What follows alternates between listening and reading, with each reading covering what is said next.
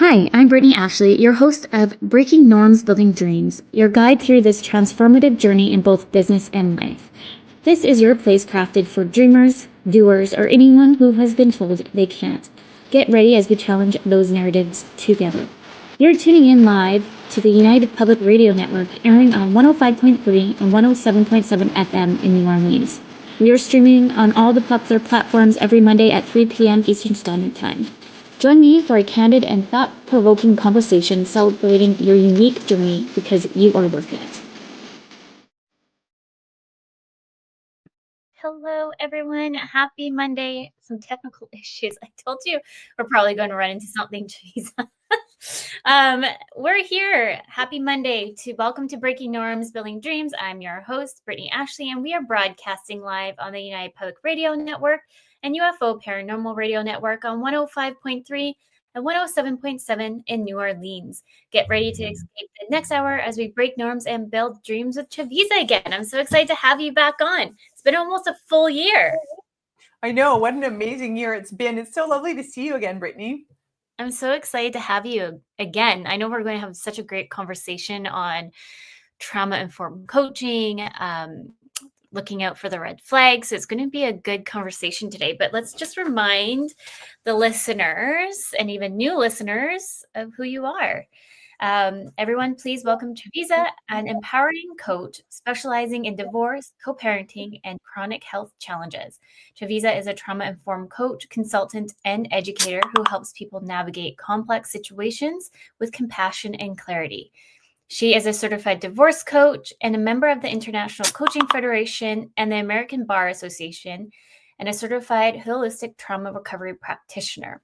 With a master's degree in social science and a graduate diploma in adult education, Chavisa brings deep expertise in high conflict divorce, gender-based violence, hidden and financial abuse, and post-separation challenges. I'm so excited to have you again. I'm so happy to be here. You know, as far as I remember, you and I have both taken the trauma of money training this past year. Yes. Yeah. So I finished in February and I'm just like tapping more into that this year. So Joyce, who was also on the show, her and I came together and did a collaboration on trauma and money and educating ourselves on the financial side and like really looking into the trauma bits too. And then you just finished yours just recently too, right? I'm just completing mine, and it's so pertinent to the work that I do because I do trauma-informed empowerment coaching. Yes. And so often with gender-based violence, like 95% of the time, there's financial abuse involved. So I've been working on financial abuse for years. And so when I saw this training, I was like, ooh, take it to the next level. So I was really happy with that, just to like bulk out the knowledge base that I have. Yes. And you have so much knowledge. Maybe we can kind of re-educate listeners and even new listeners, kind of your journey and how you got to where you are today. Oh, awesome.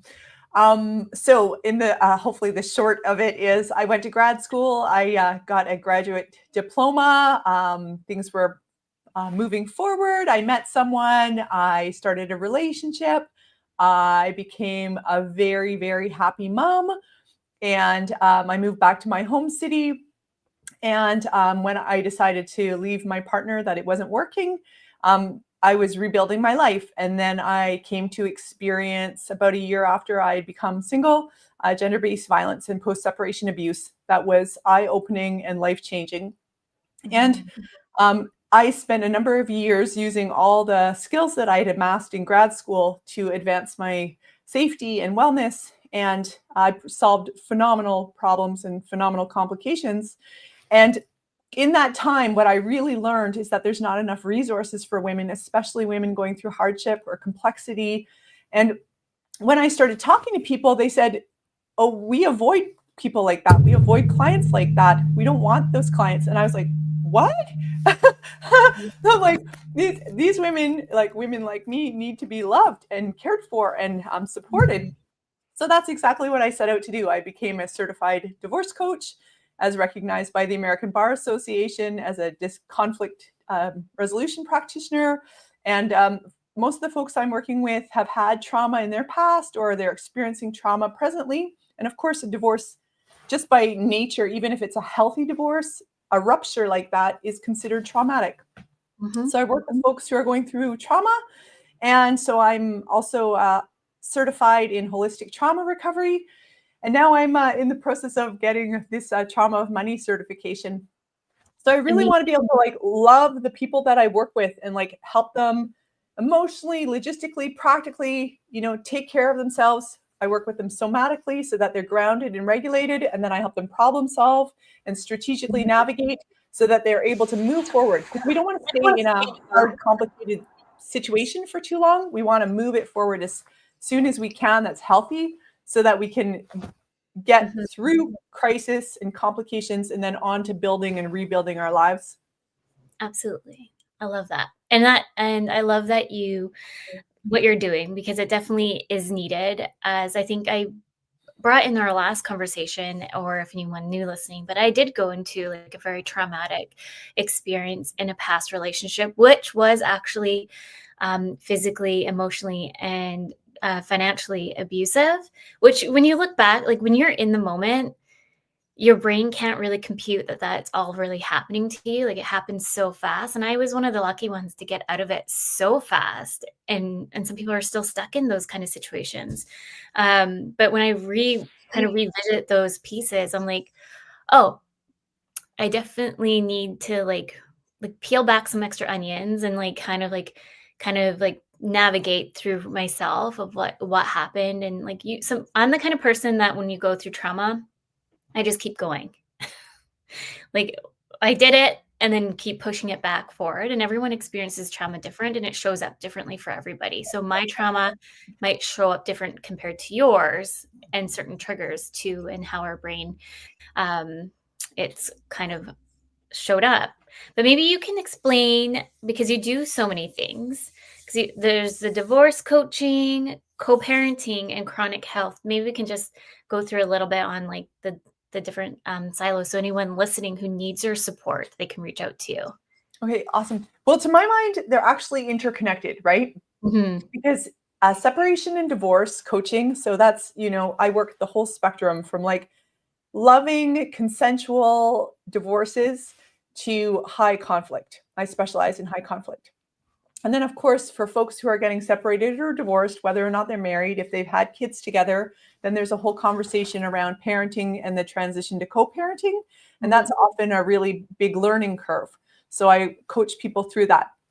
But the thing is, when we have a lot of undue stress, it can really take a toll on our bodies. And a lot of trauma can take a lot of toll on ourselves. So the chronic health part is like a protected, almost like we want to, when we're going through long stressors, especially when there's kids involved, we really want to bolster ourselves and take good care, fundamental good care of ourselves, so that we can withstand the forces and the pressures on us, so that we remain healthy and intact. So I love women through all of those spaces. So to my mind, they're all interconnected. And when you're dealing with health issues, can often be so daunting, right? Like, what's your body doing? What's your mind doing? Is it reliable? Like, how do you stay in good relationship with yourself when your body or your mind is not consistent, right? So I really work with people on like mindset and like how to look after themselves and fundamentally bolster themselves so that they can attend to whatever issues are on their plate. Absolutely.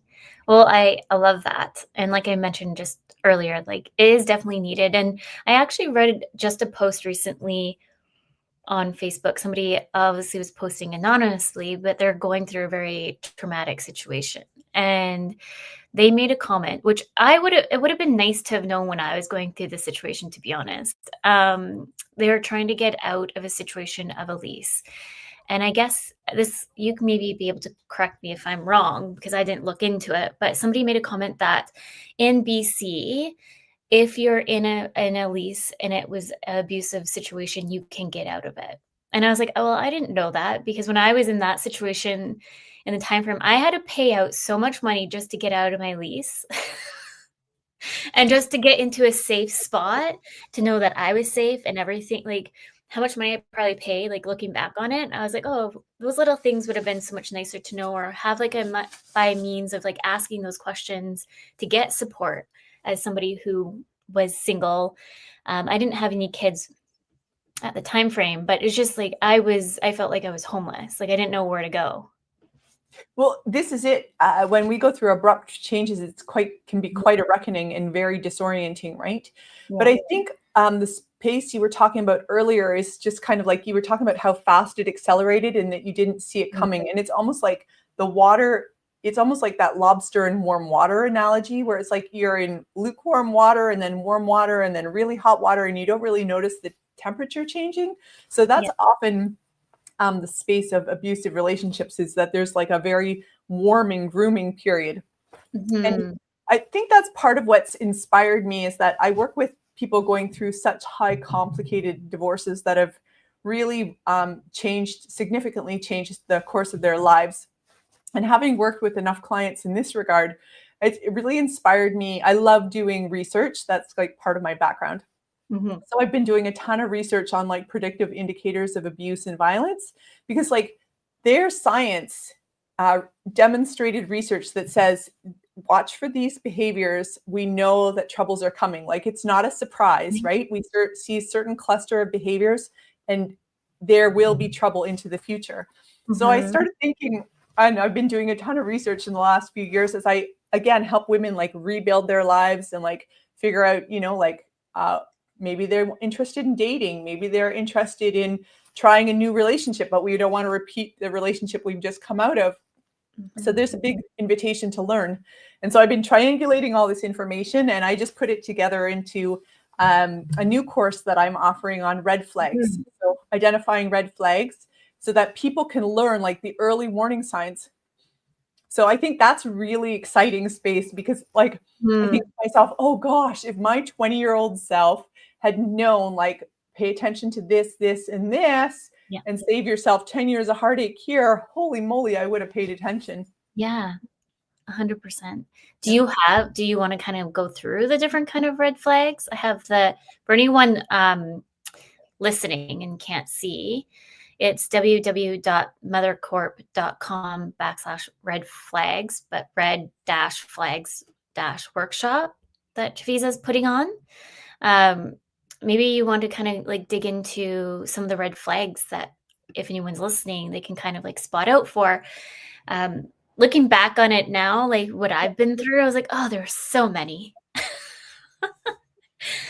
But you live and learn. But like it would be nice to have those conversations and open channels for women to kind of understand what the red flags are, because sometimes we're kind of like in that bubble. Maybe we're going in one relationship to the next or whichever, or we're in this state of like wanting to feel like belongingness, that anyone who maybe gives you kind of that kind of extra attention, you're like, and then you're in it too late in a situation. Well, you know, there's also that piece around with red flags. Like, I agree with you. Like, I lie in bed sometimes now and I reflect on the micro red flags that I'm like, oh, they were there. They were there on the online dating profile. They were there on the first interaction, but I thought they were just kind of like quirks or anomalies, but I didn't register like, oh, this could be a real problem, you know? And so what I like about red flags, and I wish like, you know, like I wish a few societal changes, but I was like, wouldn't it be amazing if when you went to high school, you learned how to do your income tax? And wouldn't it be amazing when you go to high school that you learned about red flags? Yeah. Like it's such a good information set to have. And what's cool about red flags is that it's useful across the, like no matter your age. It's really useful, I think, for especially young women, but even women who are remaking the next chapter of their lives. It's really important information to have so that you can come into your interactions, relationships in a really conscientious way and be mindful about what's going on. So I think there's no time limiter on it. But in terms of good red flags, I mean, some of them are like language based, and there's a lot of beautiful research on that. Just in terms of like, is there a directive in the online dating profile? Like, okay, ladies, message me. Like, we're all here in that forum, online dating, to message each other. So when you get given this information, go ahead, message me. It's like, well, we all kind of understand the terrain of the forum we're in. And then also, but there's a very light, subtle directive there, right? Of being told what to do. And they can be that slight, right? Yeah. Yeah. Or, I mean, so there's the interesting, like tiny little signifiers. And also like, you know, a more an egregious example is like one where it's conditional, right? Where they're like, you prove your worth to me, and then I'll decide if I'm going to treat you like a human. All humans deserve to be treated decently, but it's like, so it has this conditionalness to it. So it's like, basically like they're almost like the beginning is kind of like a challenge where it propositions you like, go ahead and prove your worth to me. So automatically, like the person who's applying is like climbing up a mountain where the other person's like looking down, like, are you making a big enough effort for me? Like it positions the person who's stating that as a prize. But actually, that kind of relational interaction is not prize behavior. Prize behavior is consent, equality, humanity, you know, like human decency. Yes. Yeah. I love that you brought that all up. I was just like thinking back and like the one thing that I remember, because I kind of pushed out my brain a little bit, but the one thing that I do remember always what they would say to me is that your money is my money, but my money is not your money. And then the piece too of like anything that I owned was theirs, but nothing that they like, you know, those little pieces where you start to, yeah. Totally. So it's a total imbalance. I mean, it's a really interesting idea about communally, collectively bringing your assets together to bolster both of your realities and your quality of life. And it's another where you tee up with them, their quality of life increases, but yours maybe even enters into some precariousness or risk, right? And this is where I think that piece around trauma of money and financial abuse is so important, is that when we join forces in a romantic relationship and start to align or connect our financial assets, that seem to be really celebrated in our society. But there's also real risk involved, right? It's like, let's say, Brittney, you and I had a shared bank account, right? If you and I both put $1,000 in every month, let's say at the first of the month, and we agreed that that's what we were going to do, then it's kind of like we set out the parameters, we set out the amount, we set out the timing, we set out how we're going to utilize it. We set out like the parameters of what the money is going to be used for. Then that's sort of like a more conscientious coupling, right? But what happens if I put in $800 and you put in $1,600? And then, you know, like I spend a lot more money out of that account on the things I like it's inequitable, right? Yeah. So I think relationships really need to think really carefully about how they tee up, especially since we live in a society where there's a wage discrepancy tends to be between men and women, and how much respective genders get paid for the equal work that they do. So, I mean, I feel like that's a space that really has to be negotiated at home, right?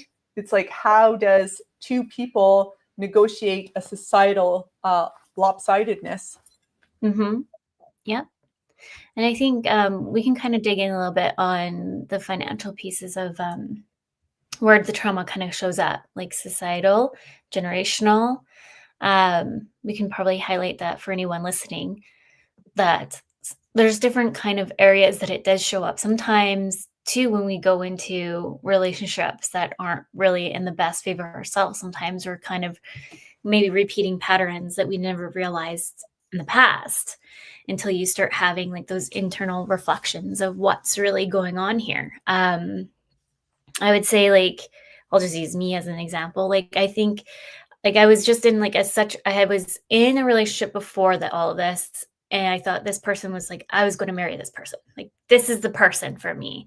And then I was absolutely devastated that they didn't see that. And then we broke up. And then I just kind of went a little, I would say not crazy, but through the motions. And then found this other individual who I was completely blinded on, like blindsided. And everyone warned me. Like, randomly, we grew up from the same town, like back in, I don't want to say certain areas, but just in case they're listening. But it's just kind of like so many people like, no, no, no. But sometimes we're just kind of like blinded too. And maybe not also grown up or even talked about the certain kind of mechanisms or wordings. Like you're saying, like the different languages. Like when you said that, I was like, I should have probably paid attention to all these different things that they were saying to me, but I was so blinded over here because I just wanted also that compassion that I thought was compassion and love. And this is, I think, what's really valuable about the red flag information and having those identification, that information early on, is that once a relationship is started and there starts to be these mutual investments, shared social circle, shared housing, shared resources, shared finances, there, relationships, friendship, communities, spiritual communities, maybe kids, maybe, that there's a lot invested in there. And that investment is part of what makes it really hard to leave an abusive relationship, because there's been so much time and often hope that things are going to improve. And that's why knowing about red flags early on is so valuable, because, if you can catch that like super early on and be like, or you're kind of a cluster of them, you can be like really mindful, because before you start to have these mutual investments or investment in the relationship, it's much easier to extricate yourself and walk away. Yeah. And sometimes it does happen, like even like for me, like it happened so fast. Like we moved in really fast. And I'm like, I don't even remember having the conversation of moving in together. Like looking back on it, and I'm like, it was just there. And before I knew it, they were actually moving in. And I was like, I don't really remember any of these conversations. It was just kind of like, it was like, I guess in a way, his idea, and I didn't have a say, right? So it's also being mindful too of like, yes, the language, but also what would be the right word for it? Well, it's the speed with which it's happening. So, but I think what you're raising for me, and I talk to my clients when I'm divorce coaching about this all the time, is that when we're two humans together, what we're doing is negotiating. And usually people are like really uncomfortable with negotiating. They don't feel like that's a comfortable space for them. I mean, to get divorced is a very big negotiation.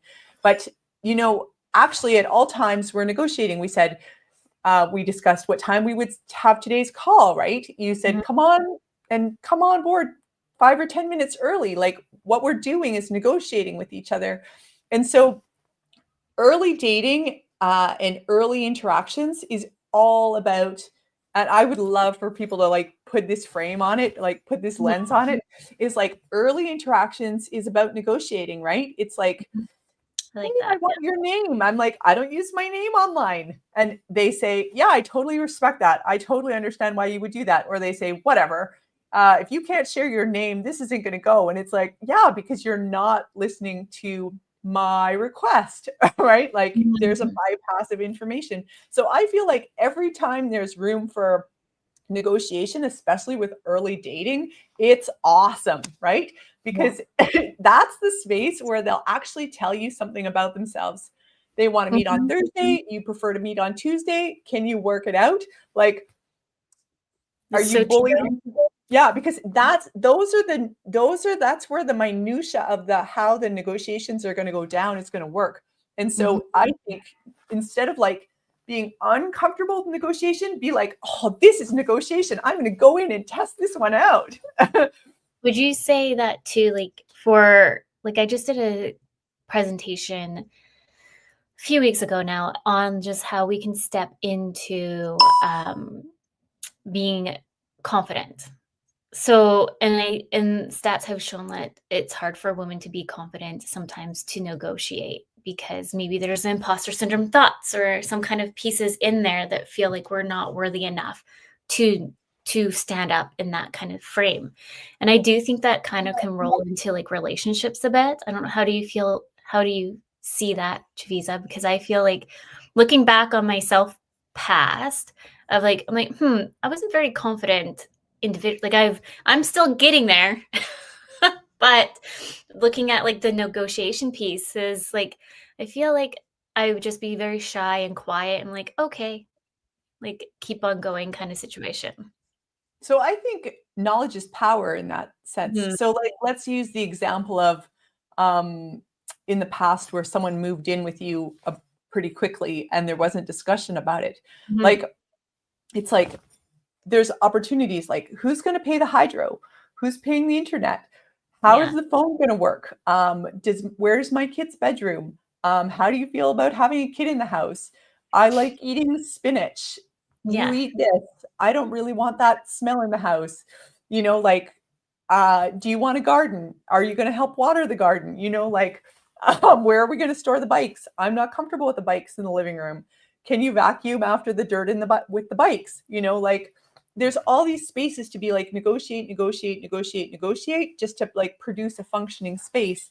So I think when we really think about it, it's just getting informed about how the space, like how it could be, then we have more spaces to go in and negotiate. Yeah. I like that. 100%. I know we were going to talk a little bit too about, did you want to dig a little bit more on financial abuse and what that could maybe look like?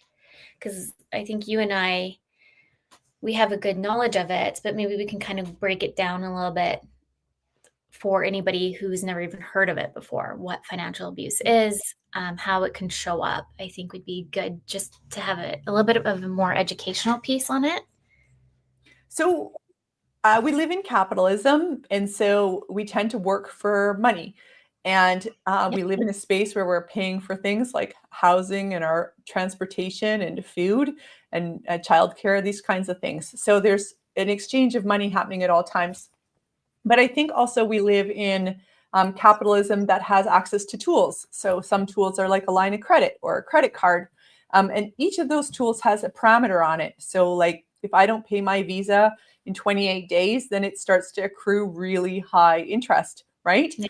There's only so much money I can spend on it before it starts to let the bank know that there's alarm sounds going off, that I've lost control of my ability to pay this back. The banks are watching very carefully on terms of like percentages and like watching your, not a one-time response, but they're watching your long-term behavioral ability to like consistently pay back every 28 days, every 28 days. And so when we do these kind of consistent financial behaviors over time, what it does is it builds a credit score. So it kind of gives us the spine of our financial system. So now, if you start to have financial abuse, it can be things like, again, like rerouting of your paycheck or managing what you're able to spend your money on, having another person determine for you how you're going to spend your money, or taking your money, or impacting your ability to get work, or impacting your ability to pay for things like school or childcare, which for women particularly impact their livelihoods, right? Like I can't go to work unless I've got childcare, and it's way easier to get a good paying job if you can access education, right? So there's all these like pieces to it. It's layers on top of layers. Like, and that's like the whole premise of like why I also started Creative Dynamics, because when I had my first kiddo, I learned real fast that the world isn't really meant for moms/parents because it's not flexible. Even if they say that they are flexible, they are not flexible. Unfortunately, we are very like corporate still kind of setting in a way, even if you're not in a corporate setting, very 9 to 5, like you get like maybe if you're lucky 2 weeks off paid for, which to me is still bananas. I feel like everyone should automatically get Christmas time. This is just me. This is probably why I'm an entrepreneur now. Well, I think that, I mean, you and I are in this boat, which is the beauty of running our own businesses, because, and the research verifies this, moms with kids that are school age are negatively impacted in the workforce because the workforce doesn't really honor parenthood or motherhood. And so it's actually much easier to have to figure out a way to get autonomy over your schedule. And for women in capitalism, one way to do that is to become entrepreneurs and try and start a business that you can set your own hours, right? I can work at 11 p.m. if I want, and I can work on the weekends when my kid's not home, and I can take clients whenever I want. And I do, like in my line of work, usually people are calling me and they're pretty stressed out. So I try and be really responsive to them. I've had clients at 7 a.m. I've had clients at 11 p.m. I talk to people on, stat holidays because that's when they are free and available. So, it's like a lot of women come to this space of becoming their own bosses in entrepreneurship because out of need, and of course, kids have a long trajectory, right? Like this is not a 1-year project. This is a 18-year project. So cool. Let's do it. 100%. Like I'm almost, when both of them are going to be in elementary school soon, and I'm like, I see the light, but then I'm like, not really, because I still like, then you have to still think about before and after school care. Like you're still kind of stuck a little bit. I don't want to say in a bubble, but just in a loop that you feel like sometimes you can move forward, but then you can't in certain ways, because also too, like, I don't know how it is for the rest of the world, but like just to get the buses or scheduling for that. Like I know so many people here can't even get school buses because we're so packed, and now they're putting kids on public transit. So, it's just crazy. But no, I do think that I would really like to see the way of the world to change to be more flexible for parents, from moms or even single dads, because I do think it is, we've been seeing this such an issue for however many years. So I think it's time for a change to really have more of a flexibility with employers of perhaps they offer childcare. That would be nice. Or just that extra understanding, because it is hard to be a parent. I love policy work and I love research and strategy. And I inquired about this, and a lot of workplaces are not able, they would be interested in having childcare on site, and they don't fit inside the parameters of the policies needed for what's required for a childcare space, because often they need outdoor space and they don't have that. So it's kind of interesting. It's like we've got cities that are built with particular kind of infrastructure. Like a corporate building makes sense as a corporate building, but really the rooftops should have been activated as a childcare space, right? And they put in really safe rooftops in there, but the building wasn't built like that in the 80s or 90s or whatever. And so 30 years later, there's still no childcare for that space. It's an interesting trajectory. Well, even too, like thinking about just how school systems are and how we still need before and after school care system. I know there's some places, I believe in Canada, that they'll offer it. Maybe my girlfriend's from Quebec, so she said that it's kind of like more rolled into the school system where you can do the before after school care, and they have it all sorted out a little bit better. But here in BC, we're not there yet. So I think I saw something that the premier is interested in that. I did see that, which is nice that we're having the conversations about it. It would be nice to see it sooner than later. But, yeah. I mean, it's an interesting one because our kids age out by the time the policy gets enacted, right? 100%. Yeah. Well, is there more that you want to tell about your workshop that you have with yeah. Okay, so I work with people who are dealing with lots of complexity, lots of challenges, often high conflict challenges, often financial abuse. And as I was kind of alluding to earlier, if you have a financial abuse issue that impacts your credit score, actually the problem with that and the real alarm around that is that the financial problems can last longer than an abusive relationship. And that's why I really want to work with women and help them safeguard and steer and strategically navigate, because we don't want those big, it's like getting a financial spinal injury. We want to avoid those kind of things because we don't want that like long impact, because it can be so hard to rebuild from. So in order to try and safeguard people from all the complexity that I usually work in, I put together this red flag and predictive indicators of abuse and violence workshop. It's a 90-minute workshop. It happens on the first Monday of every month. I kept the cost really low because I want it to be really accessible. And so it's a 90-minute conversation. I run people through a whole bunch of examples so that they can start to learn about identifying red flags. We talk about tender spots in ourselves, because sometimes we come, we come to relationships as a way to ameliorate loneliness, or we are, trying to like quickly change something. And so maybe sometimes it's good to like sit and do some belly button gazing and make peace with ourselves and really love ourselves and befriend whatever it is that's challenging us, so that we're not more vulnerable when we go out to negotiate with another person. So red flags is inquisitive in terms of how we position ourselves, but also teaching people like concrete skills as well as like conceptual skills, so that they can pick up more identifiers. And then people are able to apply these to all sorts of relationships. So once you've got this skill set, you'll notice like at work, like, no, this interaction is not cool. And you'll notice like in this social interaction, yeah, that's not okay behavior. So it kind of helps you in terms of like how you position yourself socially and interpersonally in all the relationships that you have. Yeah, I love that. And I think, like you mentioned earlier too, and we were just talking about the school setting, I do think that would be absolutely kind of needed, just like the piece of like the financial educational pieces in the school setting, maybe like grade 10s and 11s, a little bit older.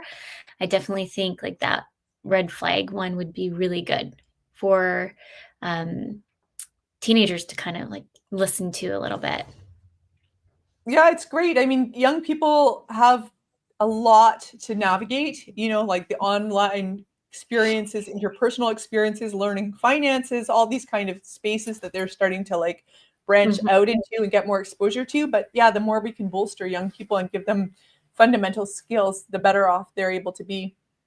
I feel like I can't keep up nowadays. There's like the financial piece, there's the learning, like making sure that they're feeling safe on social media. What's AI? What's all these other things?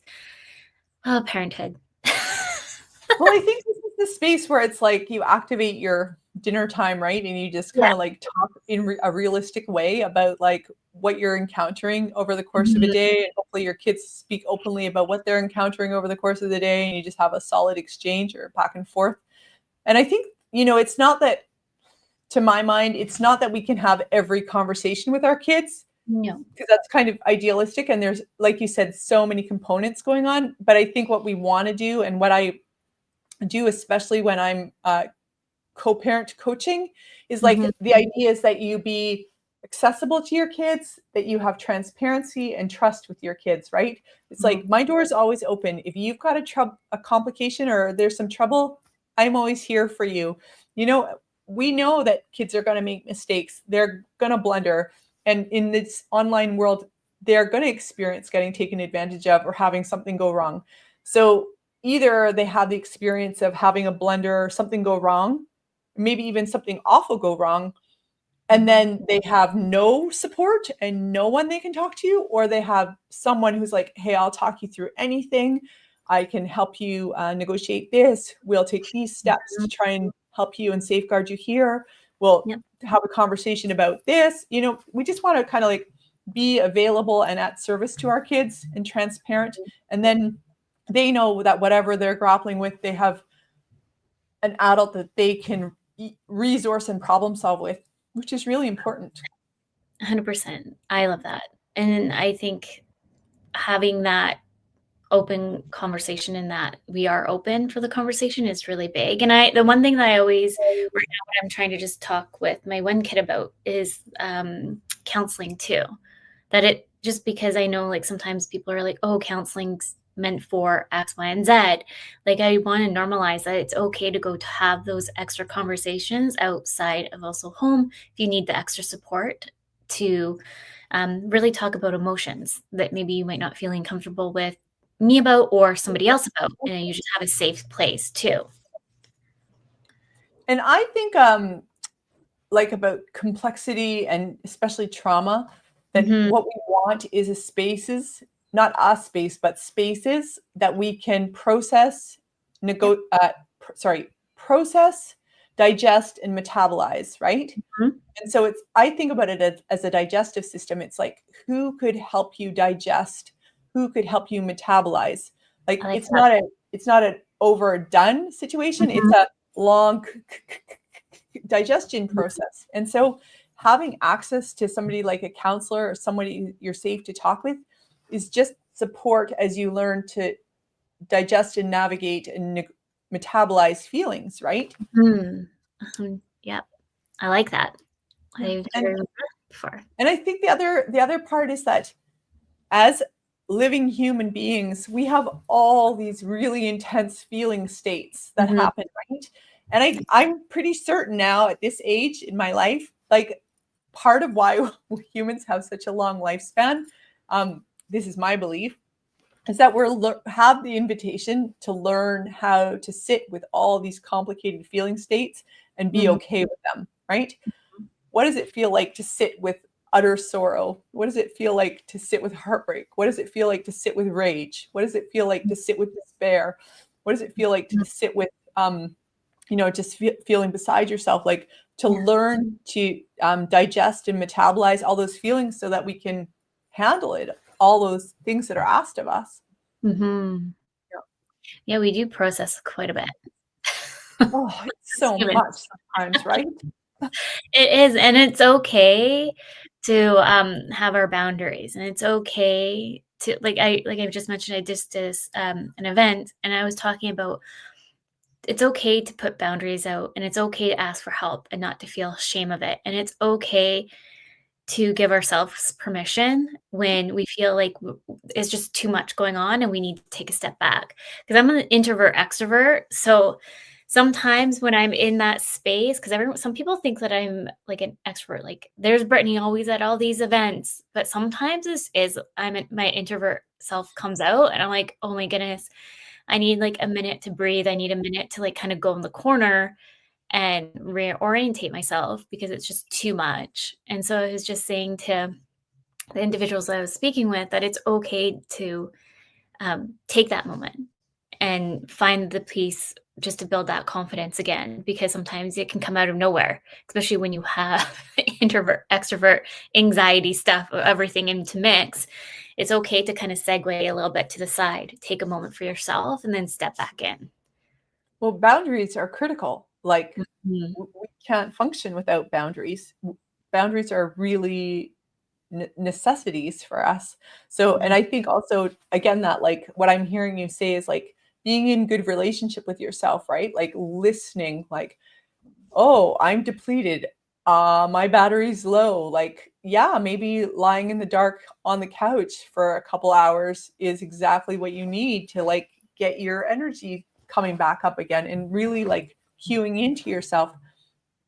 I think like when I work with people going through complexity, that's a big piece of it is like listening to yourself and starting to really listen and register so that you can be more aligned with yourself, because that's part of how we get grounded and regulated is that it's the art of befriending ourselves, right? And like this has been like such a journey for myself. Like I mentioned to you before, like doing trauma with money, I think was like such an eye-opening experience for myself. And I don't know about you, but I cried in every class that we had.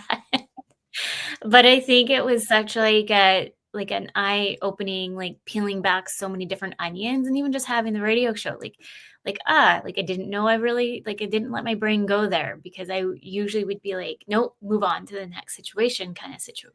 That's just how I've always done it. So I'd say the last few years has made me realize like the boundary is what I need, and it's okay to say no and not to feel guilty about it. And it's still something that I'm still workshopping on myself, but it's okay. And it's good to put the boundaries in, because if your cup's half empty, or like the saying, like you're not going to be able to give fully to everybody else like you want to. So it's okay to take those little step backs. What does the boundaries look like to you? And sometimes you might hurt people. Like I was just having this long conversation with my girlfriend, just about how as adults, as we grow up, we tend to move out of old friendships because they no longer serve our purpose because of how much draining they might be for us, and or certain, like the boundaries, not understanding the boundary piece. So it's okay to have those pieces and know what they are, because we need to step out fully and be energized ourselves. And I think, what we're looking for is where there's mutual effort and it resonates, right? Like you can have a friendship since grade school if there's mutual energy and it resonates. But if that falls away, then means some of the energy of it falls away too, right? So I think it's really important for us to seek out spaces that are life affirming. And I'm not talking like surface level life affirming. I'm talking like they affirm selfhood, and they affirm authenticness, and they affirm living in line with your ethics and your values, so that you're like a brighter, stronger light in the world. 100%. I've had like a few of my girlfriends I've known like my whole life, and some days we go without talking forever, but then we have like a phone conversation and we talk for 3 hours as if we didn't even talk, like no time has passed. Sometimes you just have those really good relationships that really are really there, that make that you can be that your authentic self, because everyone, I believe, should be their authentic self and not trying to hide of who they are. I just got introduced to somebody in my network, and so I picked up we set up a time to talk, and it was like sparks, and I was like, oh my god, I think I just found a BFF. But like what a beautiful feeling. It doesn't happen very often. No. So we decided to collaborate. So we're putting together a host of blogs on blunders with HR. And where because I do trauma-informed training for organizations and HR, and I'm always trying to advance trauma-informed practices. So she and I are writing on blunders with HR, and how HR can become a space where, it's where people and policy connect and practices connect, but how it can become more trauma-informed, and how it can become more conscientious as helping people navigate. That's where HR is the space at work where if you have a health issue and you're at work, that's the space you go to navigate with your manager and your HR, right? About a health issue or a child care issue or an elder care issue or, a car accident. Like you have to navigate it with those people. So wouldn't that be beautiful if they could bolster up their compassionate, trauma-informed ability to serve? Yeah, 100%. 120%, to be honest. Like some HR individuals I've experienced in my past life in different companies, like I just felt like there was no compassion there. When you go and you're like, oh, like, I don't know, whatever situation, and it's just kind of like blank space, and it's like, oh, okay. When you're with HR, like you're opening up certain things that are really hard to open up about. So I like that. I'm excited to see what you guys put together. Oh yeah, it's going to be, I think it keeps growing and growing. So I think we're going to start releasing it this month. So we'll join my mailing list. You're welcome to get those. Your website. Of course, the other piece is that, we're HR is concerned in terms of like people articulating their sensitivities is Mhm. that if it's handled poorly, it can turn into a real cost liability for organizations. This is the space where you can get major conflicts, you can get legal action, you can get human rights complaints. And Mm. those take a lot of energy to navigate and negotiate and resolve. So it's like, actually, I think if we take the time to like get ourselves settled and really embody holistic, embodied trauma informed practices, Mhm. sure, that front end investment takes a bit of time to onboard people into this kind of like trauma informed consciousness, Mhm. but it's way more affordable than dealing with HR messes. 100%. Yep. Yeah. Well, I'm excited to read more about it. I put your website on, so anyone who's interested to go on your website and sign up for your newsletters to keep Awesome. connected. And is it going to be also on your released on Instagram or anything like that? Because I have your Instagram account here too. Yeah, probably. And for sure on my LinkedIn. So I'll let people know that these things are coming out for sure. Amazing. Awesome. It Well, was so lovely talking to you. we're almost at time. Is there any last minute advice, tips, or anything that you want anyone to kind of walk away with who is kind of maybe going through some kind of trauma in their life right now and or looking for help or support? Sure. Well, I mean, to my mind, Mhm. we could all benefit from a bit more support and a bit more resources. Like, we live in a pretty intense society, and so having a bit more support and resources is always useful. If people are interested, they're always welcome to reach out to me. I do confidential, personalized, one-on-one trauma-informed coaching. It's empowerment coaching, so I want to help you get through whatever complexity you're dealing with, help you with mindset, help you with logistics, help you with practical issues. And then we want to see you getting over a short period of time into a better situation, because we want to build lives that thrive and that, are energized and that affirm us, so that we can, shine our lights in the world. So if people are looking out for, are interested in one-on-one coaching, please feel free to reach out to me. My door is always open. And I tend to be really responsive to people. So I want, by the time people find me, they're usually could benefit from some loving support. So I always try and onboard people really quickly so that they can get the support they're needing. Amazing. And I can attest for that for some individuals I've sent your way in the past. So I can't say enough amazing things about Chavisa. So if anyone, please reach out to her. We're nearing the end of the show of Breaking Norms, Building Dreams. A big thank you to United Public Radio Network and UFO Paranormal Radio Network and all the listeners. With that, everyone, remember your journey is unique and your worth is unquestionable. Thank you.